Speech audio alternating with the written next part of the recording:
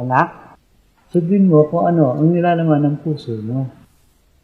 Thank you, Tay!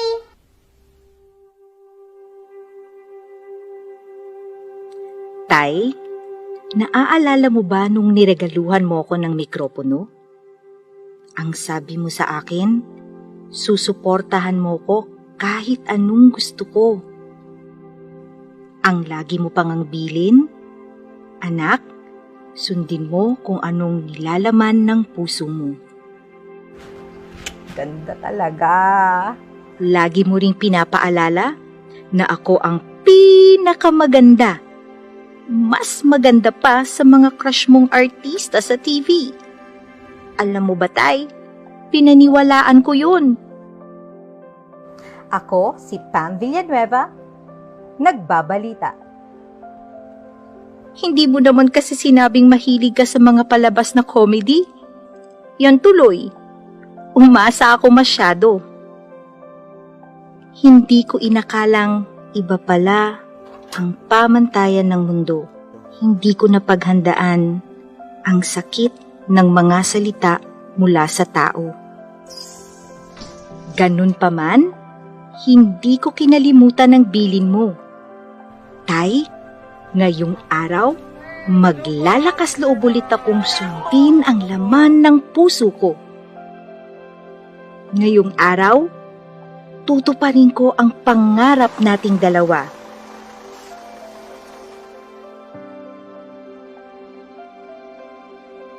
Handa na akong yakapin ng pagkakataong ito.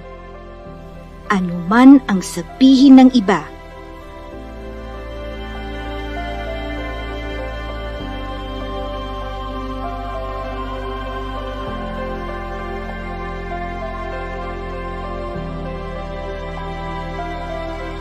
Good morning, everyone. It's going to be a long and hard journey. There will be a lot of sweat and a lot of tears. I expect a lot from you. But in the end, when you become teacher broadcasters, it'll all be worth it.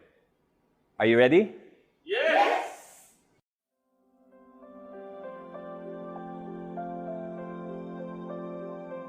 Your task at hand is to deliver your lines straight at the camera lens. Greetings, bright minds! I hope you're having an amazing day. It's me, your English learning buddy. Good job, DJ.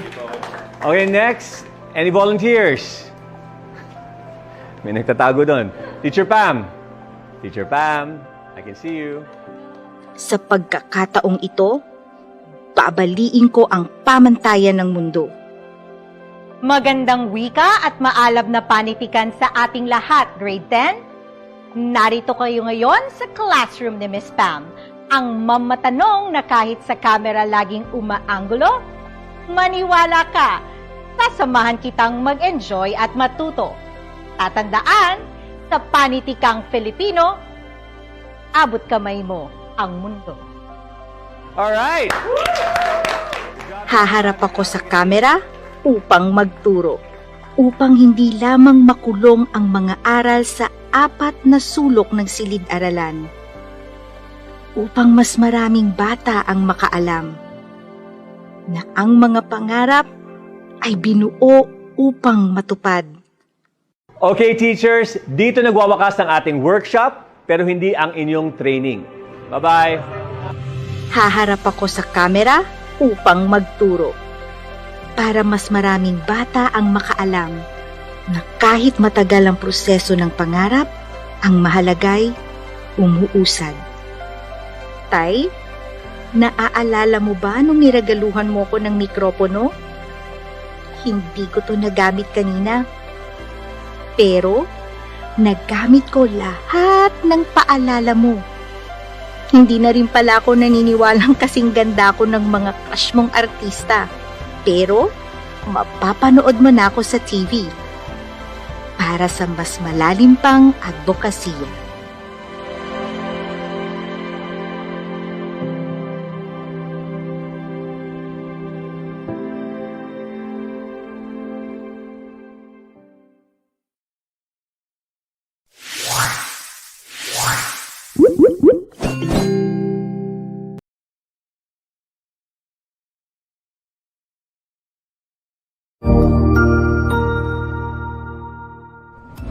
Magandang araw, Sir Wilbur po, at your service.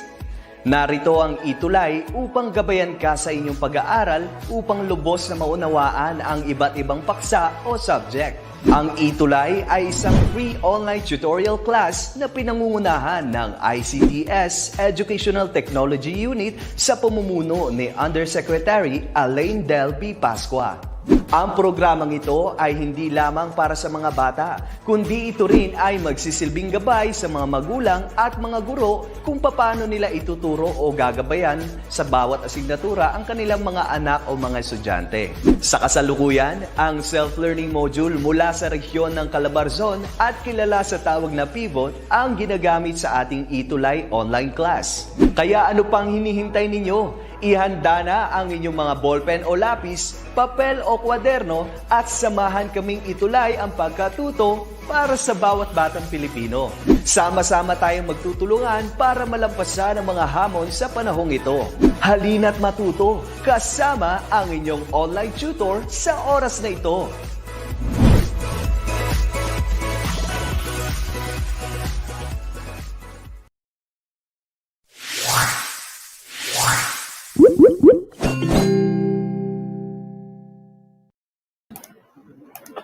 Good afternoon once again, everyone. Welcome to the second session for this afternoon. To all our leaders, division leaders who are still with us, thank you po for joining us. We have also, of course, our fellow virtual mentors and participants who are still here.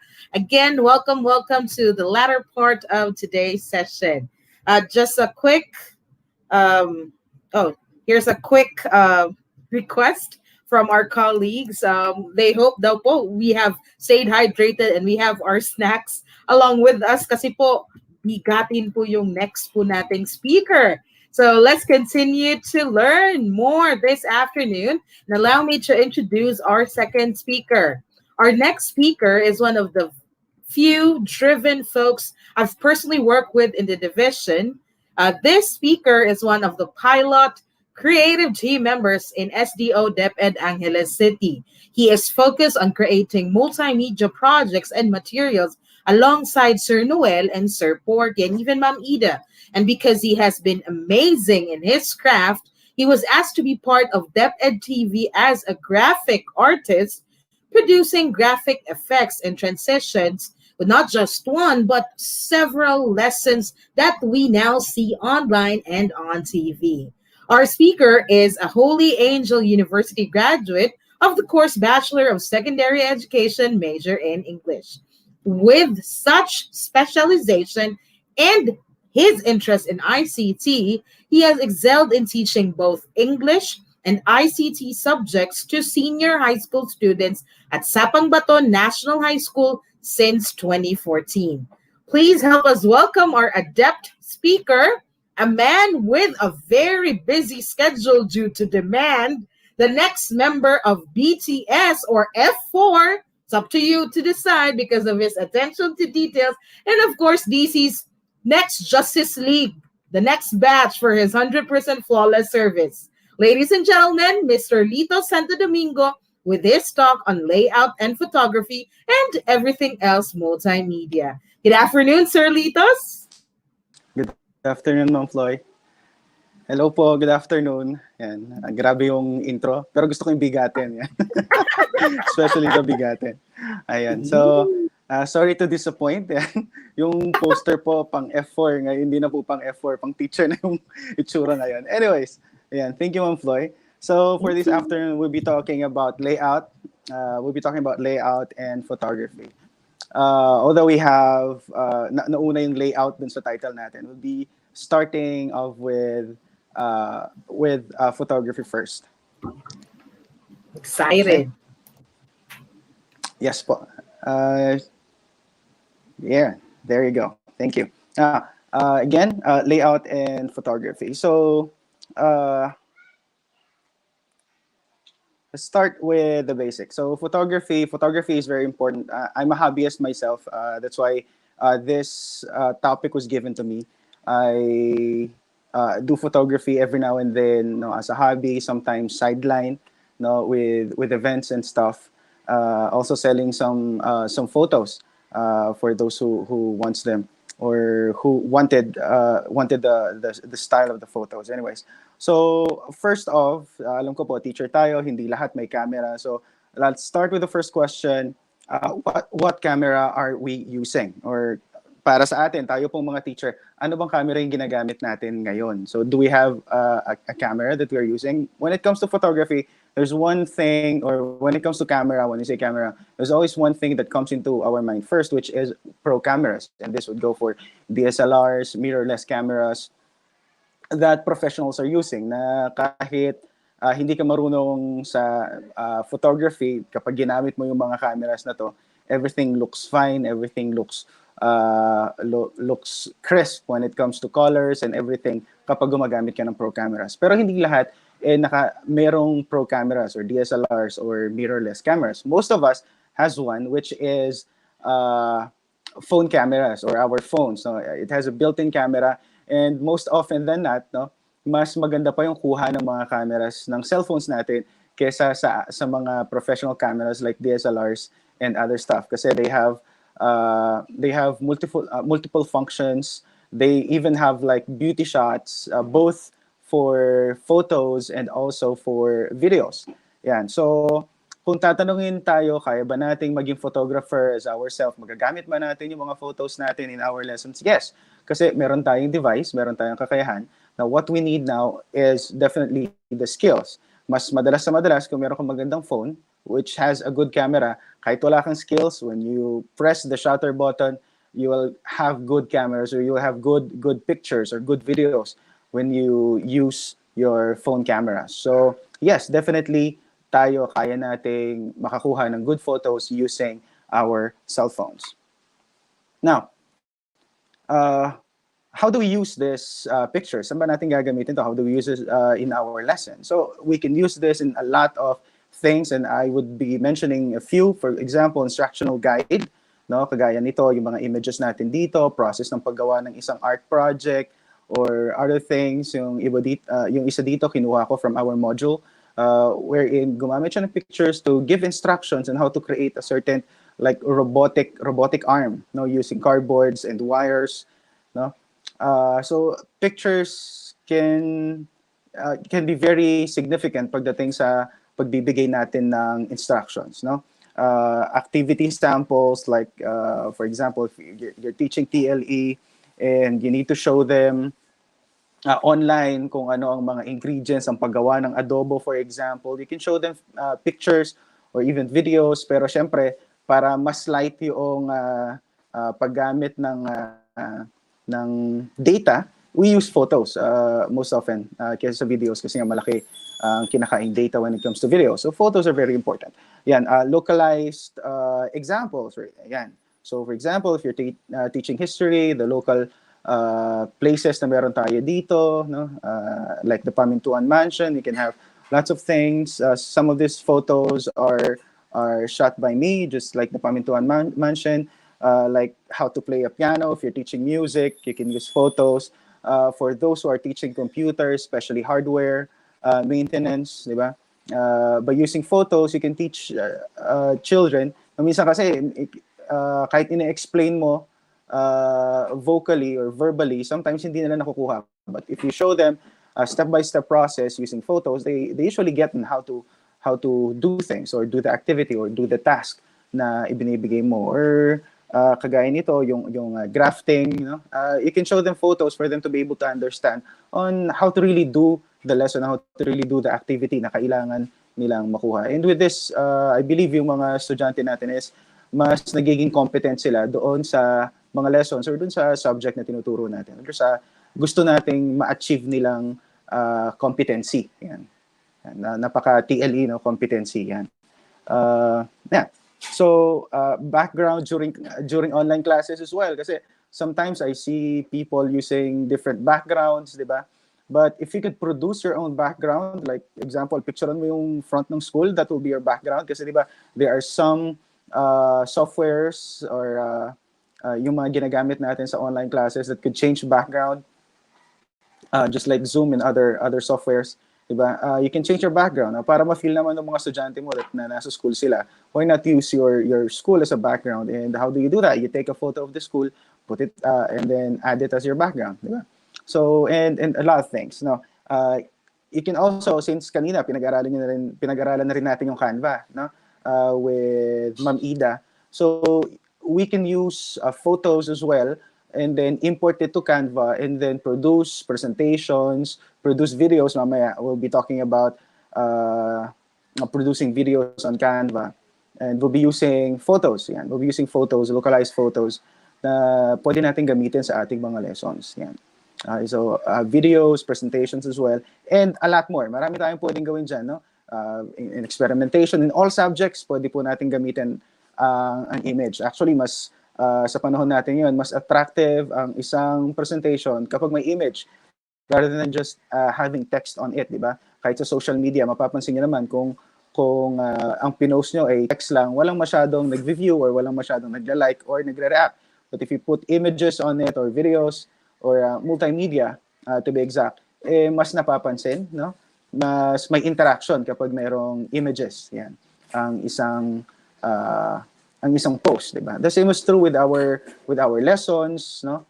Yung mga online lessons natin, ito ang gagawin natin na parang e-live presentation, video tutorial natin, mas maganda, makagamit din tayo ng mga images. No? So, kagaya ng sinabi ko, we have the device already. We know that we can use this images for our lessons, online or offline, di ba? Recorded man yan, video records man yan, or live, di ba? We can use these images.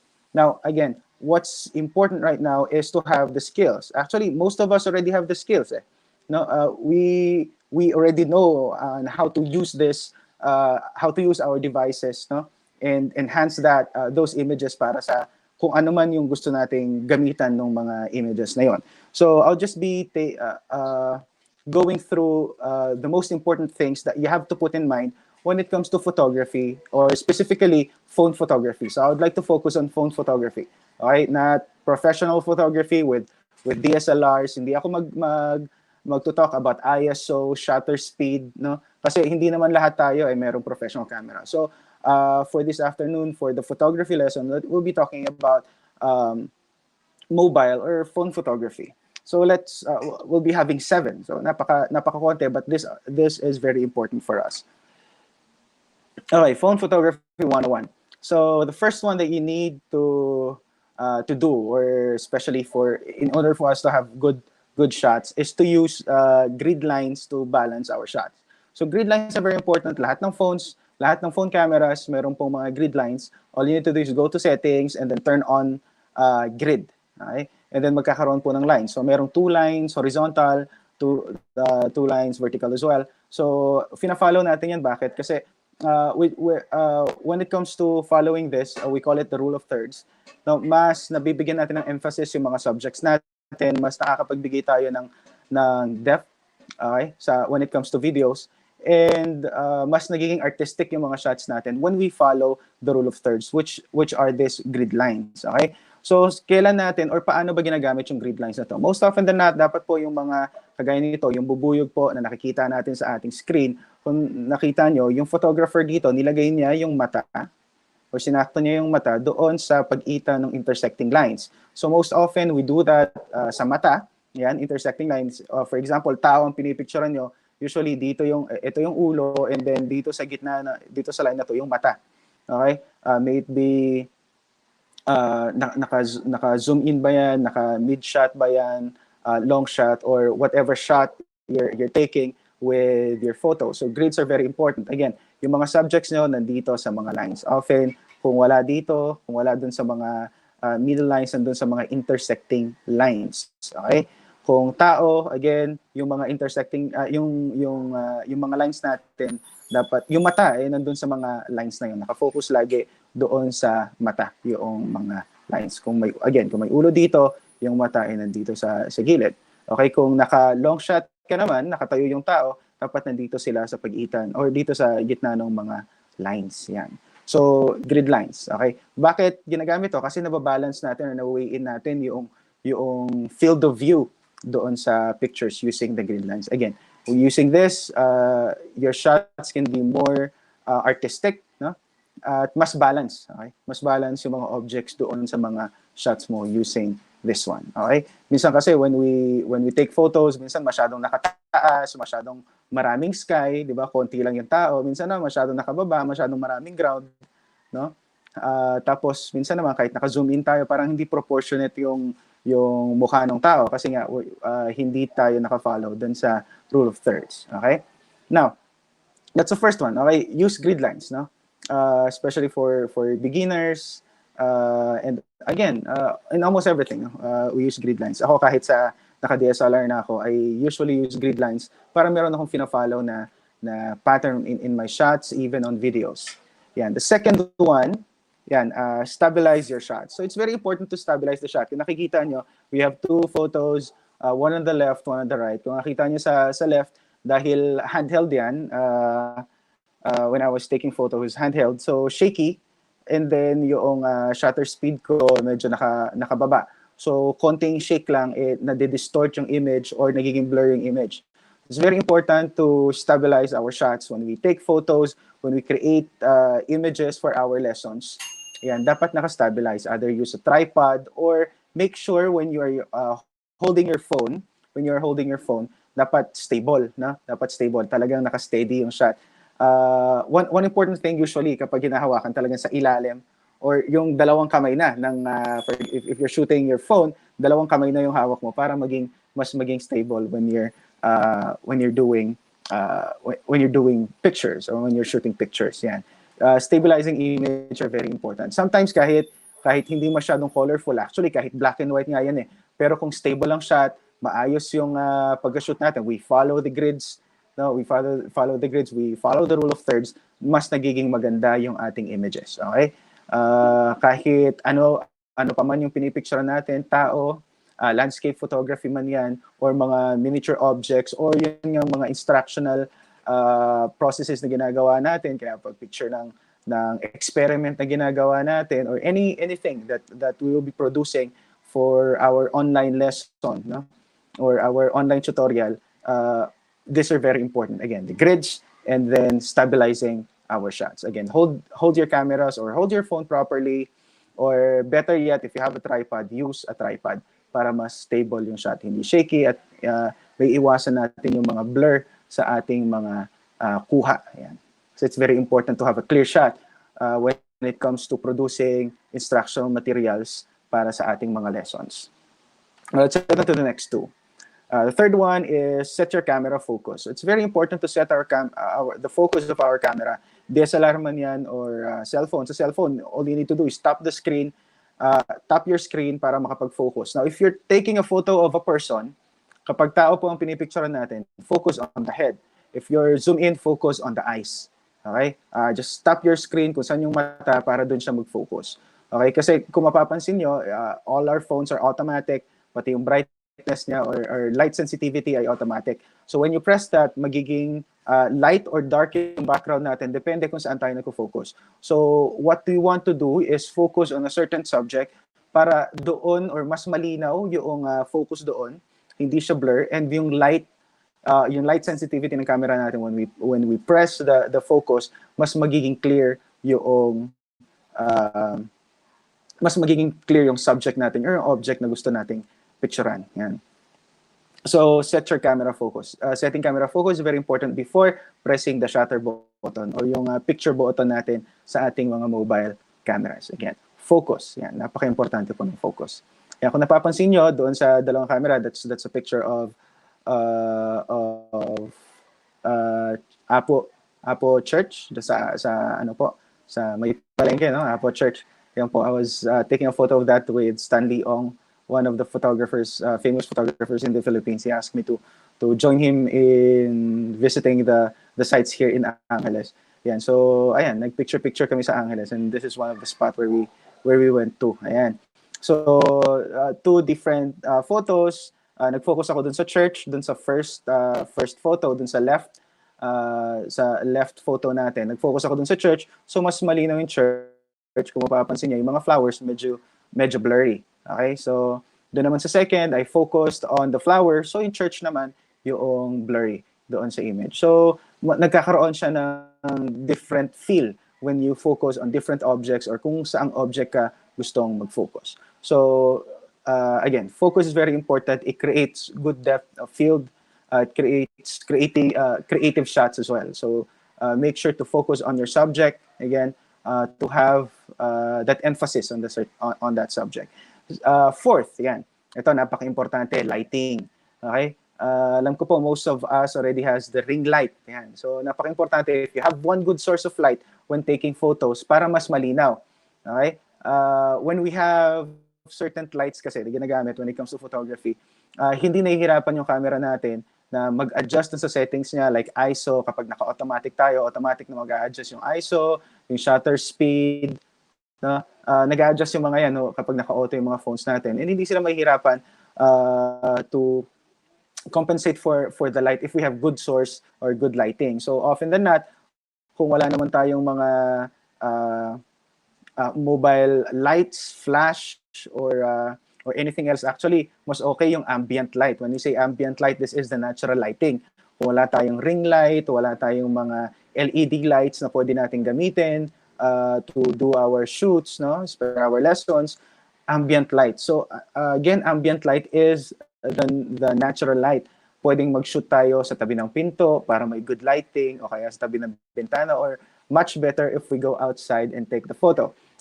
If you look at this, photos or two photos, yung isa medyo madilim, yung isa maliwanag.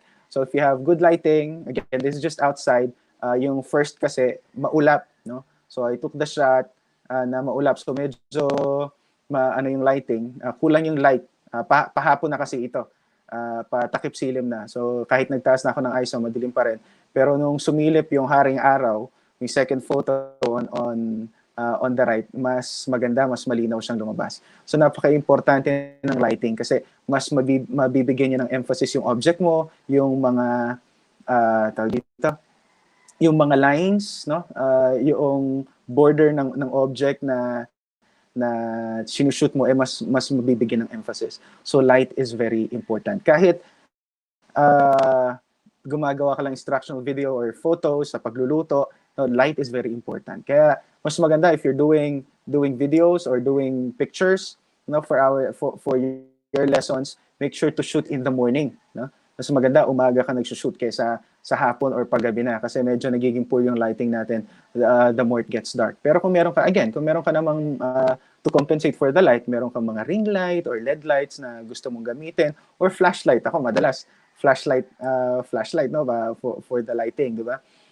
Pwede, no? Basta mabigyan natin ng mas malinaw or clarity yung ating mga image na pinipicturean. Again, lalong-lalo na para sa ating mga lessons. Let's head on to the next two. Ayan. Find different perspectives. So when it comes to photography, you take lots of pictures and then pipili ka lang. Ganun kasi yun, no? Wala yung isang picture, okay na. Walang ganun eh. You take multiple photos, try shooting it on different angles, sa left, sa right, top view. No, marami mo nakita when it comes to food photography, kakain ka lang ng Jollibee, nag-order ka ng spaghetti, minsan merong top view, merong naka-zoom in, di ba? Merong naka-side view, meron yung naka-focus dun sa hotdog, na iisa lang, di ba? Or minsan, you're focusing on the noodles, yan, different angles, and then mamili ka kung alin doon at the end, kung alin doon yung mas magandang shot. So the same is true with us when we will be taking photos of lessons, no? Gagamitin natin sa ating lessons. Take multiple photos. Choose different perspective. Go to different perspective. Top view, side view, bottom view, or whatever view you want. Okay? So use those views, take photos, and then after that, tingnan mo kung ano yung mas magandang gamitin sa iyong lesson, then that will be great. No? Mas maraming choices, mas maganda. Okay? So find different perspective, just take a shot, be creative with your shots, and then choose afterwards. Okay? Huli na yung pagpili. Kasi mas mahirap yung na-picturean mo na, tapos, for example, pagkain pala yung kanina, yung picture natin, yung adobo, di ba? Yung mga ingredients ng adobo, pinicturean mo pala yung process ng paggawa ng adobo. Minsan, tigi isang picture lang ginawa mo. At the end of the video, nagutom ka, kinain mo na yung adobo. Nung chinek mo yung photos, wala kang nakitang maganda sa shots mo. Di ba? Nakain mo na yung adobo, di magluluto ka ulit. Good for you, kasi magluluto ka at kakain ulit. Pero, yun nga, sayang yung oras, no? Sayang yung oras dun sa pagpaprocess mo dun sa paggawa mo ng iyong mga tools for lessons or pictures para dun sa lesson. Ayan. So find different perspective, shoot, be creative, and then choose afterwards. And then the sixth, ayan, we're almost done for photography. For photography. Six, avoid digital zoom. Ayan, avoid digital zoom. Ako hindi ako masyadong nagdi-digital zoom. If you have DSLR, hindi ka gagamit ng digital zoom kasi yung mga lenses natin, merong physical zooms yung mga yan, or ergonomic zooms, no? Or manual zooms. When it comes to manual zooms, okay. Pero digital zoom, hindi. Bakit? Kasi nadidistort yung mga image, mas maraming noise, pati yung sharpness ng images, nag-iiba kapag nag-digital zoom ka. So kung hindi ako mag-digital zoom, anong gagawin ko? If you try to look at this image, yung image on top, malayo, di ba? So instead na mag-digital zoom ako, kahit manual zoom, hindi ako nag-manual zoom dito, ginawa ko, lumapit na lang ako to have a better perspective of the object. In this case, yung bridge, I would want to have a closer perspective of the bridge. So I went closer to the bridge and took the photo. So ganun din tayo. When it comes to photos, it's better to really get closer or go far from the subject. Depende kung ano yung gusto mong ipakita sa kanya. If you want to take a shot of the whole view of the subject, then lumayo ka. Kung gusto mong closer ka dun sa subject, then get close. Huwag ka na mag-digital zoom. Okay? So, yan. Galaw ka lang, galaw-galaw, sabi nga nila. Okay? So, we can move backwards and move forwards to have a different feel, have a different perspective. Kasama yan doon sa perspective, kaya magkasunod sila. Okay? Closer perspective of the subject, or gusto mo yung mas malayo para mas maraming detail na makuha. Nasa iyo yan. Again, take multiple photos. Yung first natin, and then yung sixth natin is do not use digital zoom. Madalas kasi, minsan kasi, no, pag sa phone natin, wala namang manual zoom, we use digital zoom, di ba? Huwag na lang gumamit ng digital zoom. Again, lumapit po sa subject. And, of course, the last one, yan, the seventh, yan, learn to edit. Okay? Matuto po tayo mag-edit. Wala pong masamang mag-edit. Sabi nila, kapag in-edit mo yung photos mo, hindi ka professional photographer. It's not about being a professional. It's about getting the best out of the image. Okay? So some of the shots that I took for some travels, or kapag may pinupuntahan lang, napupunta ako sa ibang lugar, I always bring my camera or my phone and then take photos. Ayan, di ba? So be creative.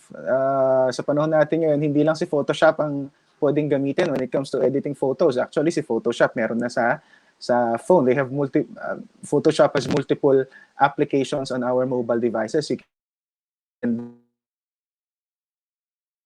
there are plethora of applications, no, that could really enhance the image that you took, di ba? So the better the image, the more na nakakapag-catch yan ng attention, di ba? So tayo, when we create lessons and we use photos for our lessons, enhance those photos using editing tools, di ba? Yan. So there are so many editing tools. Kahit ipasok mo lang sa yan, sa Instagram, even Instagram has filters and things that you can do for editing. I-enhance yung brightness, enhance yung contrast, di ba? Or i-monochrome, or i-black and white yan. And then yung isang part lang yung may kulay to make it more interesting, make it look like a miniature shot, di ba?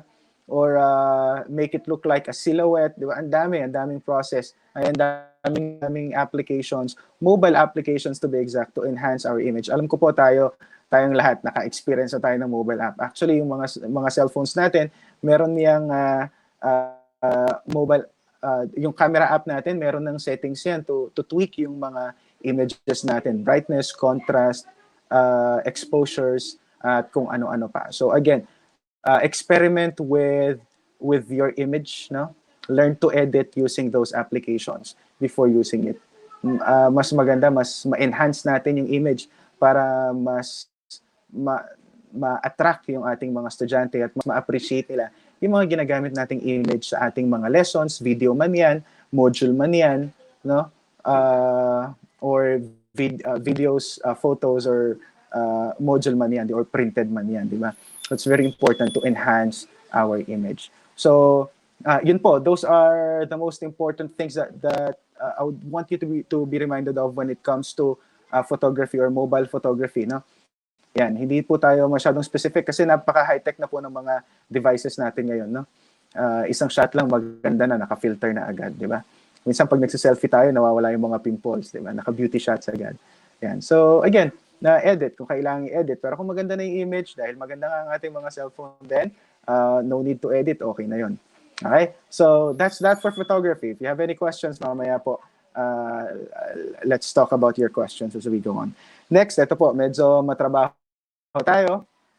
Kasi, again, we'll be relating this to our online tutorial, di po ba? So, next po natin, we'll be talking about, layout. Okay? And,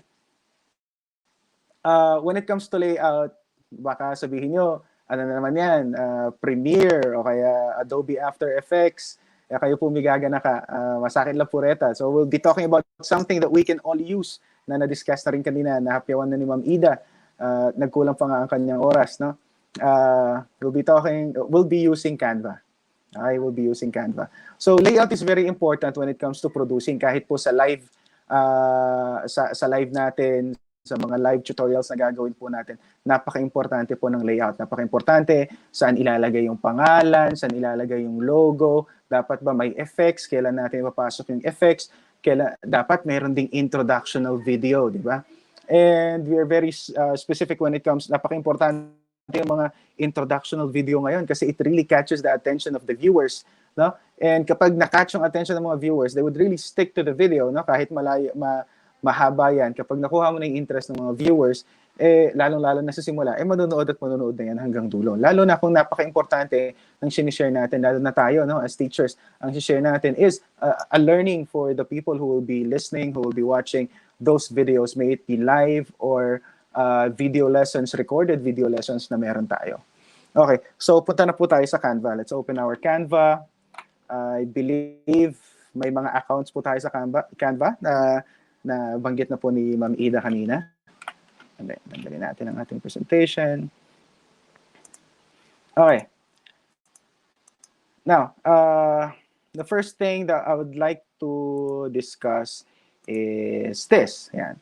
This is one example, ginamit po namin during our virtual graduation sa school. Kaya po nandiyan ang pangalan ng aming minamahal na principal, Ma'am Luina. Ayun po. So, ang tawag po namin dito is lower thirds. Okay? So lower thirds, dito madalas namin nilalagay yung pangalan, no? Dito madalas namin nilalagay yung mga informations na magpa-pop up habang merong nagsasalita sa gitna. Okay? So lower thirds. At ito naman po, we have what we call the banner. Yan. Yan. So meron tayong banner sa taas, nakalagay doon yung logo. Okay? And then the name of the school and then yung title ng event natin. Now, why is it that we have one here? We have the banner there and we have the lower thirds here kasi doon po yung nakukuha natin yung symmetry. Okay? Yung symmetry po doon sa screen natin. And if you notice, yung pong yung pong laki, tama lang para doon sa ating mga videos. Now, I'll be showing you some examples of this where I've used this. For example, this. And we have our banner. We have yung ano natin, lower thirds natin. So the video habang nagtutalk si Ma'am Arlene. So hindi siya masyadong nakaka-affect doon sa speaker natin. And then visible yung speaker, visible din yung mga logos natin for the events para alam nila kung anong event. And then yung pangalan din kung sino yung nagsasalita. So this is very important. Nagagamit din po ito kapag sa mga live, kahit ito po recorded kasi ito, pero nagagamit din po natin ito sa live. We also create this for live events. Kung napapansin nyo po, simula kanina, no, yung kino-controls po ni na Sir Noel, ni na Ida, kapag meron po nagsasalita, meron nagpa-pop up ng mga pangalan sa baba, yung po yung mga lower thirds. Paano po kaya nila ginagawa yun? No? Of course, with the help of Canva. Ayan. So, this is one, habang nag-aantay po ako ng time ko para mag-talk, nagsasample-sample na ako dito. Although I already have some samples already for this. Pero ito po, napaka-simple lang. No? Kanina sabi ko po, magagamit natin yung mga images, no? Sa Canva. Yes, very important. Para mas personalize natin yung ating mga lower thirds or yung mga effects na ilalagay natin sa ating mga live. Ayan. So, kagaya po nito. So, it's very simple. I'll be showing you how to do it. Sige, gawa na lang tayo ng additional page. So for example, just go to Canva, create a new presentation or template. Make sure yung template po natin is 1920 by 1080p or 1920 by 1080p resolution.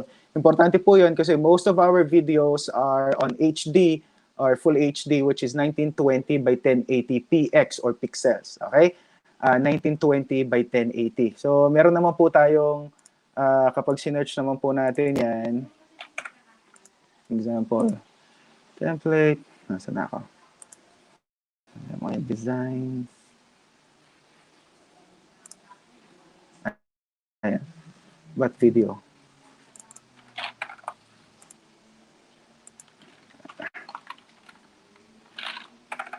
Usually, you can type 1920 by 1080. So, lalabas yung may mga lalabas tayong mga designs for that, available designs for that resolution. Ayan. Sige. Hindi niya ako sinunod. And anyways. Ayan. Ayan. Sige po. Anyways, so yeah. When you create your canvas already, when you have your own, ayan, so nag-create ka na ng isa or isang layer or isang canvas where you'll be designing. Again, you have many options. Pwede kayong kumuha ng mga samples on the side. You can have elements, photos to upload, text to put, audios as well for that matter. Now, for this one, again, gagawa tayo nito. So, napakadali lang po niyan. So, first, i-personalize natin siya. Let's add photo.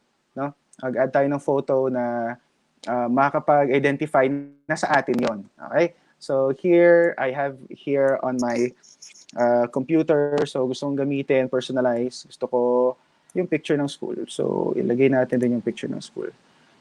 Tapos, if you notice, parang masyadong malaking image, so you can resize it. Just go to the sides. Makikita nyo merong bilog dun sa mga sides. So, you can resize it like that. Or, para sa akin, masyadong malawak yung sky natin. So, I would like to crop that.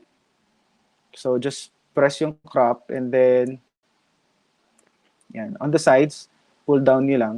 Yan, sakto na lang natin. At the bottom as well. Ayan. So, and then press done. And you're done. Now, gusto ko lang siyang ilagay sa side. Parang yan lang. Okay. So, papaliitin ko lang by going to the side as well, yung bilog. Go there, hold left click, drag it so that it would go small, and then put it on the side. So, meron na ako nun. Okay. Now, gusto ko lagyan ng konting blurry effect para hindi naman siya ganun ka-bright. Baka mag-focus na yung mga titingin or manonood ng videos doon sa image. Yan. Gusto ko lang naman maging personalized pero ayokong maging agaw atensyon. So, dito sa upper right natin, meron kayong makita dito mga transparency button or adjustment transparency. May mga blocks na black tapos parang pa-light siya. So that, just select the picture, go to that transparency settings, and then adjust it. So, wag naman masyadong dark yun. Okay na yan. Okay, so okay na tayo sa transparency. Now, gusto ko medyo, yung lalagyan ko ng text, may ganyan. Okay, you can go to the elements and check out the things you want there. Maraming options dyan, di ba? You can see lots. You can search, like line. Yan. So, may options for line. Ito, dito ko siya kinuha. So, ang gagawin ko, I'll just hold drag and then release here. Kaso naka-white siya, kaya hindi nakikita. So here, let's use, again, so palitan natin. Kaya na pa ako nag-yellow. And medyo light green naman, right there. Okay, so when it comes to objects, you can also change their position. Kagaya nito, nakaharap siya dun sa image. So hindi na napapansin yung image. So ang gagawin ko sa kanya, lagyan natin ng konti dito. Gagawin ko sa kanya, right-click, isi-send ko siya sa back para pupunta siya sa likod, magko-forward ng konti yung image ko. Ngayon, parang hindi masyadong kagandahan yung style natin. So, lagyan natin ng konting design pa rin. Yan.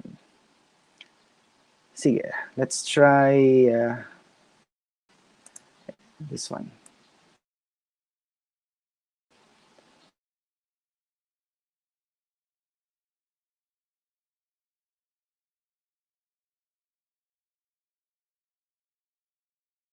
select the object. Yan. Same color na lang. Yan. You can rotate it any way you want. There you go. Yan. So, meron na akong lower thirds. Nalalagyan naman natin ngayon ng title or pangalan. So, all you need to do is just go to text, add heading, for example. Yan. Lagyan natin pangalan ng speaker. Lagay ko na ng pangalan ko, Lithos Sto, Domingo. Yan. And then, i-drag natin doon. Yan. Tapos, subheading natin, position, or whatever subheading you want to put there. Ako, lagay ko na lang yung pangalan ng school.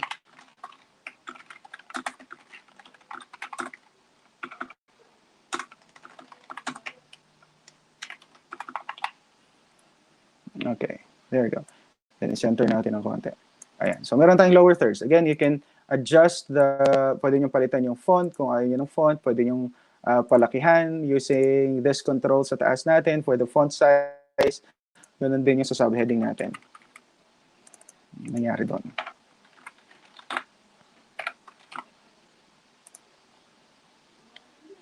Okay, yan. So, meron na tayong lower thirds. Now, dun sa example natin, meron pa tayong banner sa taas. So, ito, napakadali din lang. So, banner natin, sige, gamitin din natin yung logo ng school. Again, labas natin to. Let's use the logo. Yan, masyadong malaki, so papalitin natin ng konti. We'll put it on the side as well. Ayan. Again, dapat yung size na hindi makaka-distract naman kapag meron o yung subject natin o yung nagtutalk o yung tutor natin nasa harapan na. Okay? So that one, so lagyan natin ng konting style. Again, go to elements. Okay, choose whatever whatever you like. Okay. Ayan. So this is the specific element na ginamit ko before. So ang gagawin ko lang, idadrag ko lang siya. I-layout ko siya doon para lang magkaroon ng konting drama or konting effect yung banner ko sa taas. There you go. And then, yeah. Again, kung napapansin nyo, naka-top siya doon sa logo. Nakataas siya doon sa logo. So, ang gagawin natin, ililipat lang natin siya sa baba. Send backwards. So, nasa taas yung logo natin, nasa baba yung gusto nating background effect lang. So, ayoko kasi black siya. So, i-turn na lang natin dun sa green. So, just go here. Ayan. Ang maganda dito, kung ano yung mga available colors dun sa Canva mo, sa current project na ginagawa mo, lalabas din siya dito, dun sa document colors. Ayan. There you go. Yan. So, naka-pattern na tayo. So, very simple, di ba? Napakadaling gawin ng ating banner. Now, once you've done that, paano natin siya gagamitin sa StreamYard natin? So, all you need to do is go to download. Okay? Make sure that the settings or yung settings natin is naka-PNG. Hold on.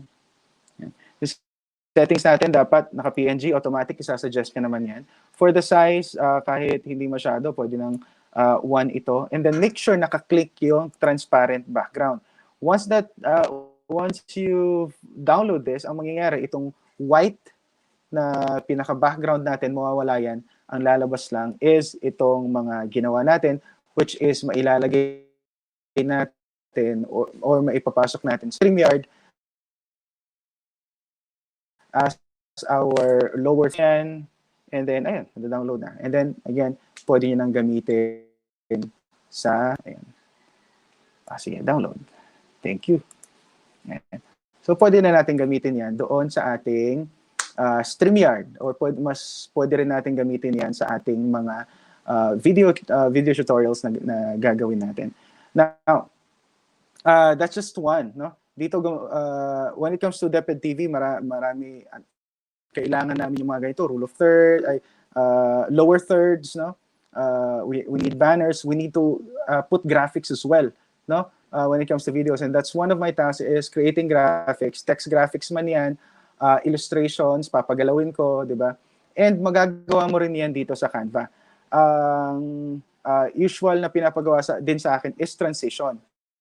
Diba? When you say transition, I'll be showing you one from DepEd TV, one of their episodes from English.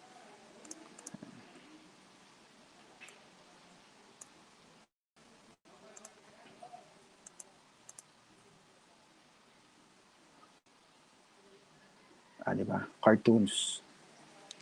Yung transition, yung kulay orange na dumaan sa harapan natin, di ba? Transition, it would show us, or yun yung transition from one scene or one image or one video to another. Ako kapag gumagawa ko niyan, napakahirap, matagal, kasi I use multiple softwares. One of them is, I'll show you this one. Okay. This is Animate CC. Dito ako nag-edit ng mga animations. Drawing ko muna yung Earth. Okay? Made it spin using Animate CC. After that, in-export ko siya as MP4. After exporting sa MP4, kailangan ko siyang gawing transition. Okay? Hindi pa siya transition dito eh. Ano pa lang siya, graphics pa lang siya. So I went to After Effects, nilagay ko dito si globe, yung inanimate ko na globo, and then dito ko siya pinalaki, tas na parang umiikot, gumugulong, and then out yung globe, and then bagong scene na. Okay, so matrabaho siya. I use multiple softwares, no, and it takes me time to create these videos. Pero alam nyo ba na si Canvas merong built-in na mga transitions na kagaya nito. Okay, so balik tayo kay Canva. Tingnan natin kung ano ang magagawa niya para sa atin. Oops. Ayan. So this is one good example of it. Ayan. So naka-green screen na. Ayan. So yan na, transition. And out. Ayan. Gawin nyo lang dito. Search nyo lang yung transition.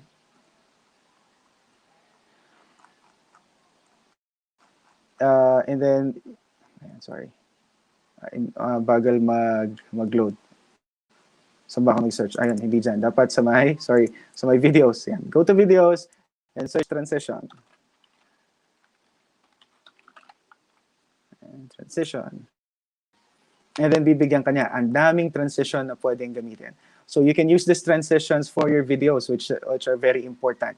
Okay? Ang gagawin niyo lang is, again, same process, create a document or a Canva, and then all you need to do is hold, drag, drop, and then i-resize yun lang siya. I think this video is 720p, kaya kailangan pang i-resize because the canvas is 1080p. So, ganun lang kadali. Same process, download, export as MP4, and then download already. Now, bakit may kulay green? Now, green is very important kasi ginagamit yan sa keying. Ultra key or color keying.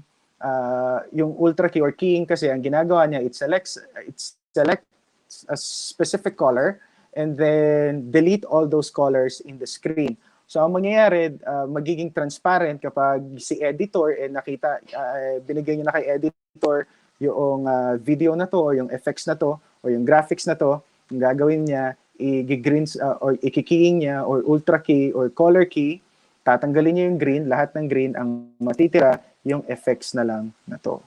Okay? So, ang tawag natin is butas, the butas effect or the transparent effect. Okay? And it's very important when it comes to videos kasi boring yung bigla lang magbabago from one image to another or one video to another. It's very important to have this. Again, napakadali. Go to videos, search transition, and then hold, drag, and drop it to your canvas, and all you need to do is download. Ganon kadali. Hindi nyo kailangang mag-drawing sa animation, mag-drawing sa animation, bigyan ng action sa animation, ililipat sa After Effects, and then create the transition. Imagine nyo, that's only 5 to 6 seconds, pero it will take me minutes to hours, depende dun sa transition na ginagawa ko. And I've been doing lots of transitions for this. Ito, kagaya nito, no? After Effects. Sa After Effects ko rin ginawa. Sorry. Andun pa rin si ma'am.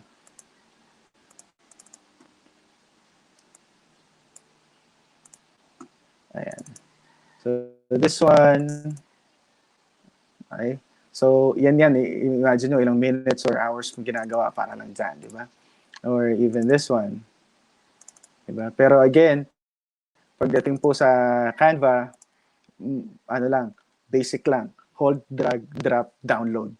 Okay, ganun po kadali kay Canva. So, gamitin po natin maigi si Canva. Ang dami niyang uses, no? Ang dami niyang use. You can create videos, create photos, good photos with this one as well. Ayan, now, one of the things na madalas din po ginagamit is yung mga graphical effects, lalong-lalo na sa mga video lessons. Ayan, sandali. Let's look at this. Ayan, si Ma'am Carlene. Ayan, nasa na yung mga effects natin. Yung may mga lumalabas na mga boxes or books, no? Kailangan yan para magkaroon ng happening naman dun sa video natin, di ba? Merong interaction yung ating tawag dito. Ayan, kagaya niyan, no? Text graphics yung tawag namin dyan. So, merong effects, biglang lalabas. So, kapag merong sinabing isang word, yung ating tutor, for example, sa gagawin nating tutorials, online tutorials, di ba? Kapag meron siyang specific na sinabi, pwede tayong makakreate ng word or images para dito, kagaya nito. Time is gold. Kasi, again, sinabi ng ating broadcaster yan. So, dapat lalabas, di ba? Lalo na if you want to give emphasis to that. Now, balik tayo kay Canva. Now, napakadali lang yan kay Canva.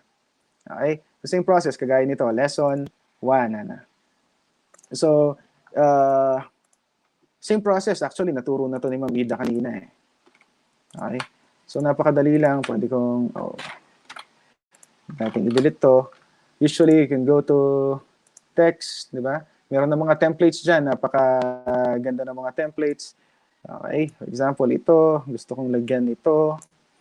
Change ng color kasi green. Ilayo natin sa color green masyado. Yellow kasi siya. So, malapit siya dun sa shade. So, gagawin ko, let's go for blue. And contrast. Ayan. And then, lagyan natin ng animation para kapag lumabas siya, na-animate siya, yan, diba? Merong effect. Usually, mabilis lang yung paglabas yan. So, madalas magandang gamitin. Pan, fade, yan.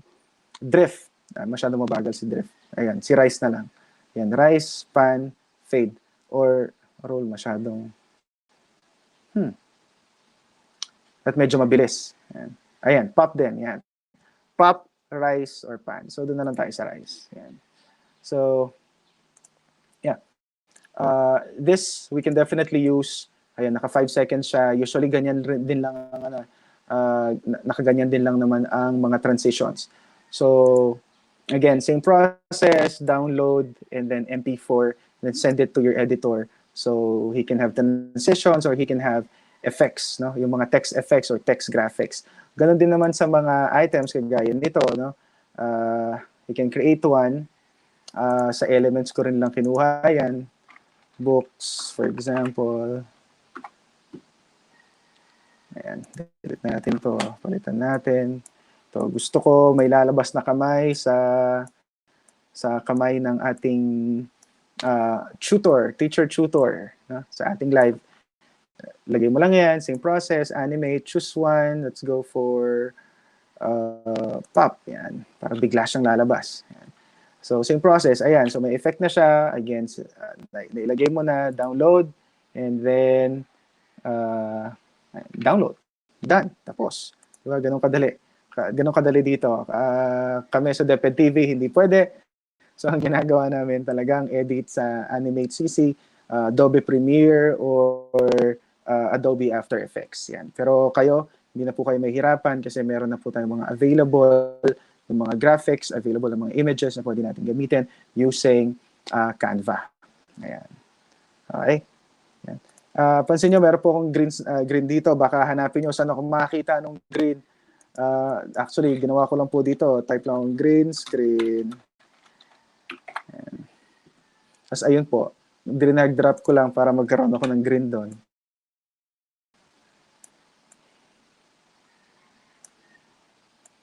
para hindi na mahirapan si editor.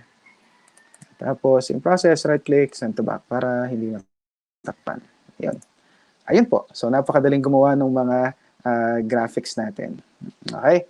Now, the next thing that I would like us to do, madalas po meron tayong mga introduction when it comes to videos, right? Napaka-importante ng introduction. Kasi kapag meron tayong magandang introduction, again, makukuha natin yung attention ng ating mga manonood. No po? It's very important to have introduction. These are some of the intros I made for DepEd TV. Nasaan na? Ayan, sorry. Lakbay Filipino. Ayan, ito medyo mabigat po ito. After Effects. We have a lot more for introduction. Ito naman sa school. Ayan, introduction. Ito gawa ng isang estudyante, di ba? Intro with the logo of the school. Ayan. And we have more, no? Halos lahat naman may introduction. Pero paano yun? Makakagawa ba tayo ng introduction using Canva? Yes, you can. Kagaya po nito. If you go to Canva, start video.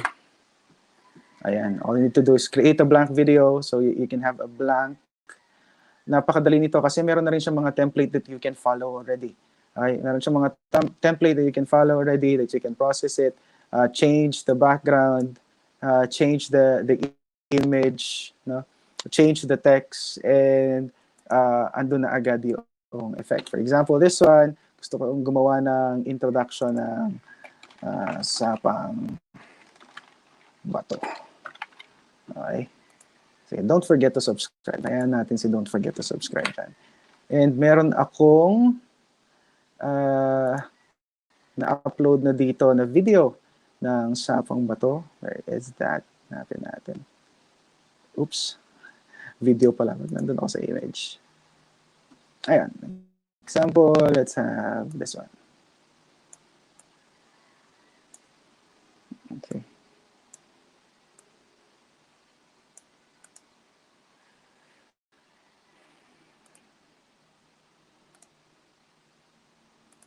Ayan.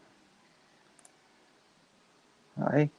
If you want to trim, for example, naka 14 seconds kasi yung video, go to the trim section dun sa taas, trim.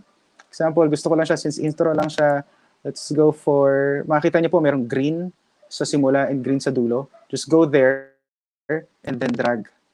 Okay, and then makita niyo, nagbabago naman yung time doon. Ako gusto ko siyang gawing 5 seconds. There you go. Pwede niyo rin i-type lang dito 5 seconds. Nagpakahirap lang ako mag-drag.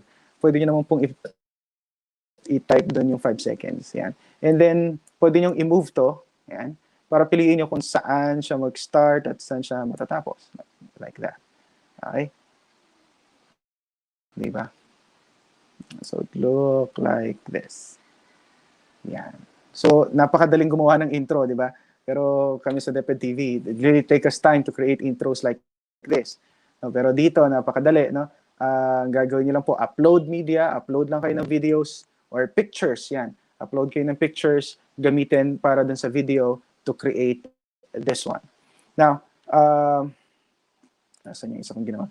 Ito, I already made this one, but we can create a new one for this.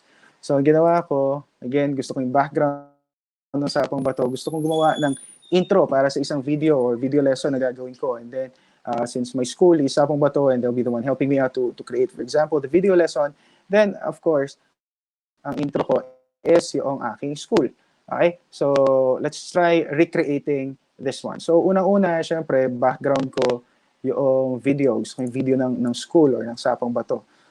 So, go back to my uploads. Kapag na-upload ka na, go to videos, and then choose the video. There you go. So, yan yung gusto kong magiging background ko, and I want it only for 10 seconds. There you go. So, naka-adjust na siya. Gusto kong i-move banda sa gitna. There you go. Done. Okay. Next. Gusto kong magkaroon ng parang overlay.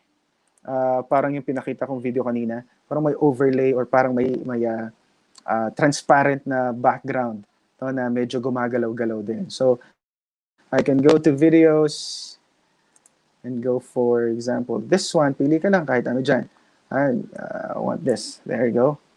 Kaso natakpan yung image natin, di ba? So all you need to do is just click this one, click yung pinatong natin na image. Again, same process, transparency, upper right, makita natin dyan, transparency settings, and then, okay, sorry. Yung nangyari, pinalitan niya yung aking Sapang Bato image. Okay, so dapat hindi. Uy, napalitan mo.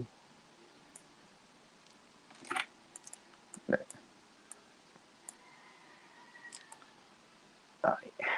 There you go.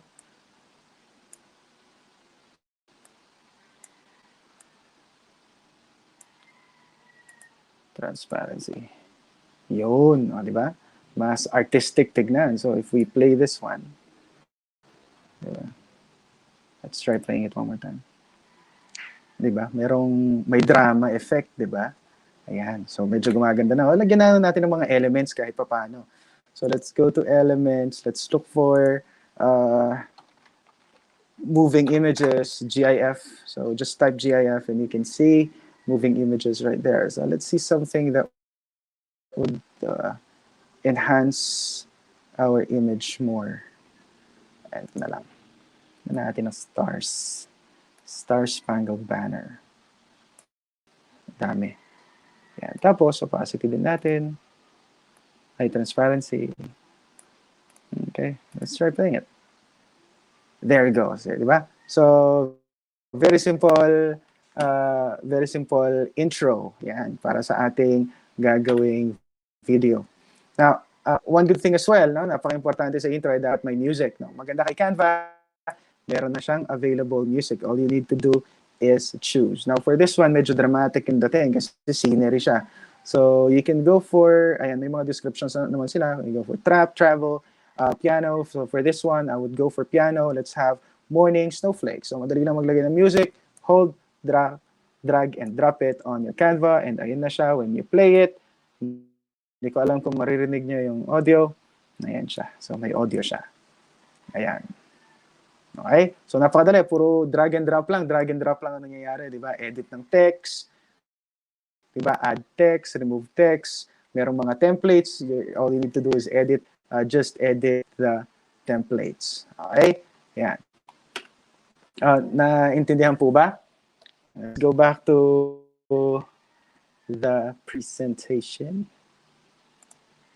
Okay. Now, since we talked about that, and again, magagamit po natin ito sa ating mga gagawing videos, of course, dapat po ma-practice natin. Okay? So, ako po inaatasan din na bigyan din po kayo ng task, pero napakasimple. Again, nakita niyo naman po kung gaano kadali kay Canva yan. Okay? Ano ko lang to? Percent. Standard. There you go.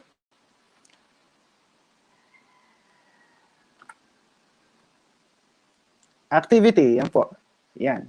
So, using Canva, there are two things na gagawin niyo po. First, gagawa po kayo ng lower thirds with banner. Yan. Lower thirds, banner. Yung kanina po. No? You need to create a lower third, a banner. You can download it as transparent. Diba? Pero hindi po yung download nyo, hindi yun ang isi-send. Isi-share nyo lang po yung mismong Canva. Yung mismong Canva file po or Canva project, i-share nyo po sa lrmds.angelescity@deped.gov.ph. Again, create your own lower thirds with banner. Second, using Canva, create your own intro video of your school. Create your intro video or an intro video of your school using Canva. Okay? And export it as MP4 para ma-experience po kung paano siya ma-export, but the project will be shared on your on LRMDS. Paano po ba nag-share? Ulitin ko lang po. Paano nag-share sa Canva? Napaka-importante po. So, balik tayo. Example, this is the video that we created a while ago, right? So, all you need to do, ayun po, nasa pinakataas, upper right corner. Okay, ito po yung title nito, Sapang Bato. Kaya may nakita kayo yung Sapang Bato doon. So, side ng title natin will be the share. All you need to do is press share. Doon, ilalagay lang email. So, all you need to do, get the email of LRMDS. There you go. Copy that. Go back to your project file. No, wala na. Ayun. Paste. And then, send. And you're done. Ganun po ang pagpapasa. Again, wala pong i-upload, walang i-download, automatic share using Canva. Okay po? I-share lang po using sa Canva. Ulitin po natin yung pag-share. Nagets po natin. Okay? Again, for the submission, i-share po, hindi i-upload sa file. I-share, hindi po i-upload sa file. Okay, here, again, go to share, press share. Dito humihingi siya ng email address. Ang email address po na kukunin natin is yung lrmds.angelescity@deped.gov.ph. Copy that or type that Canva on, and then, paste it there and then send. You're done. Okay? Ganun po kadali. Okay? So, that ends my topic. Yan. Kung meron po mga questions, I'll be glad to entertain your questions. Sige po. Ma'am Floy? I need that.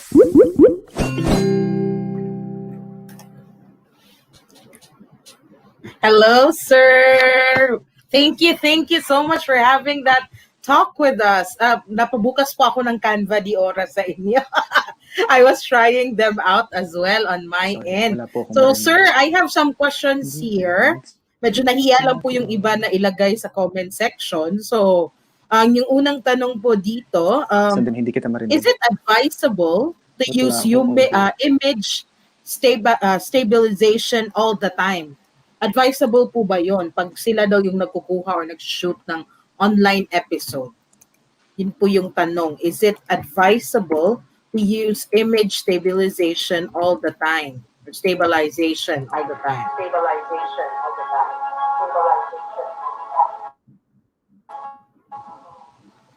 Ayan, sir.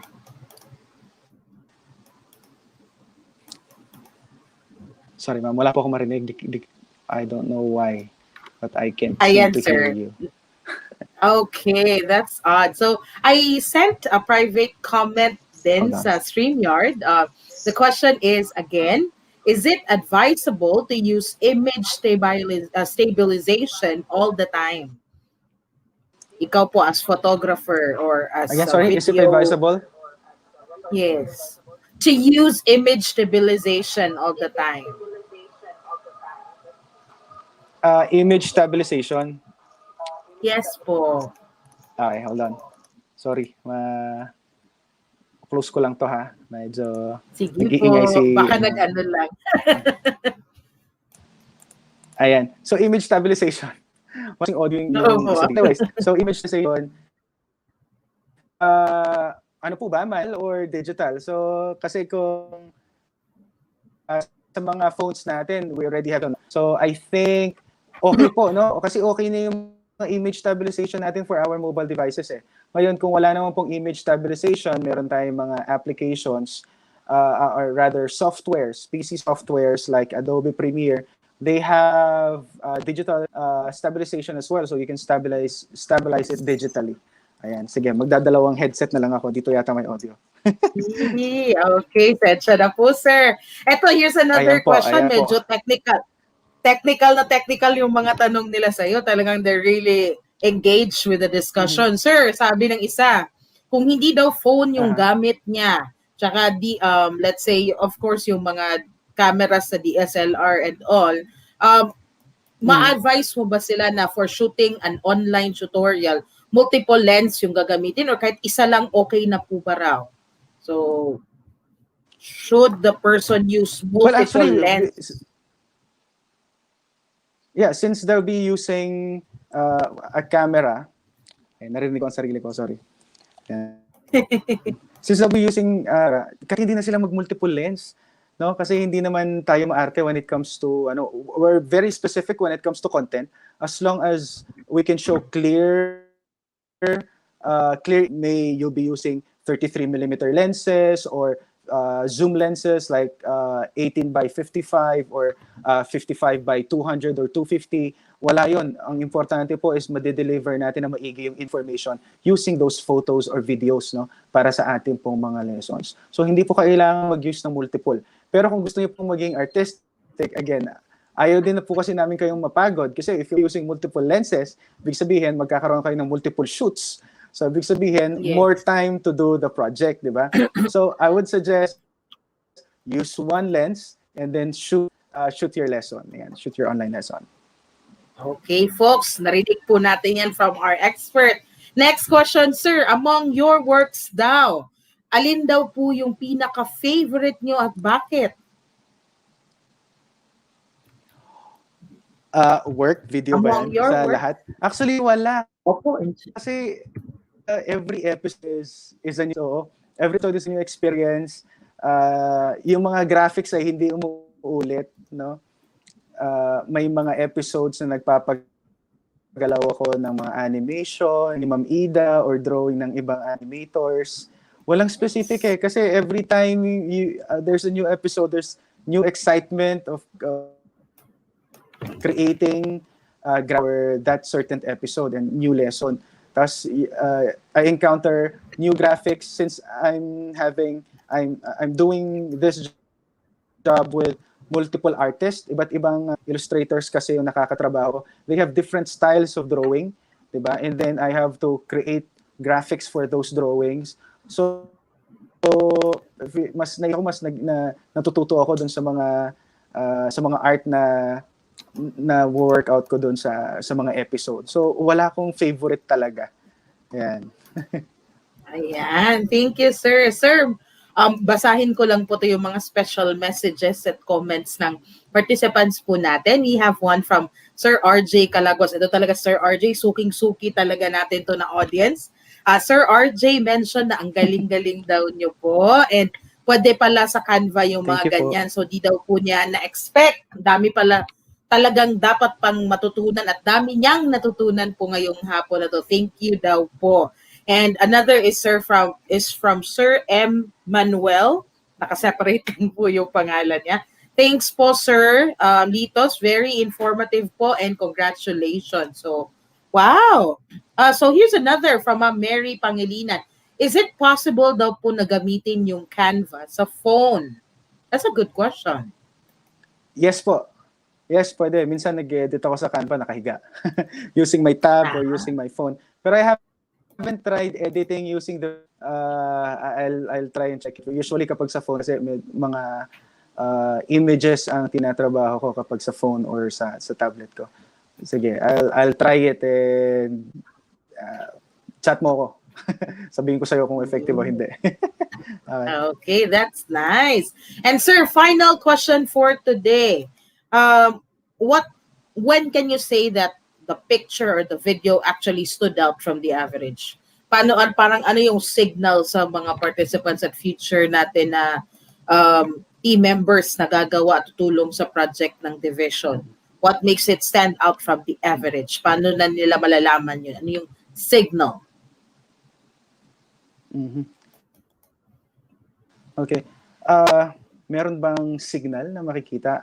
Ako para sa akin walang signal or hindi mo malalaman kung ano yung the best. Para sa akin, kung ano yung feel ko na tingin ko na magma-match sa idea na kasi sa atin, di ba, we have pre-production, production, and post-production. So we have the scripts already na visualize na natin kung paano lalabas yung videos natin or yung sa nagagawin natin.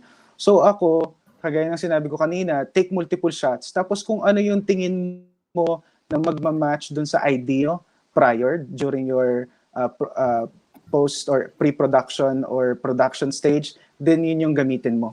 Okay? Kasi tayo, we are all artists in our own rights eh.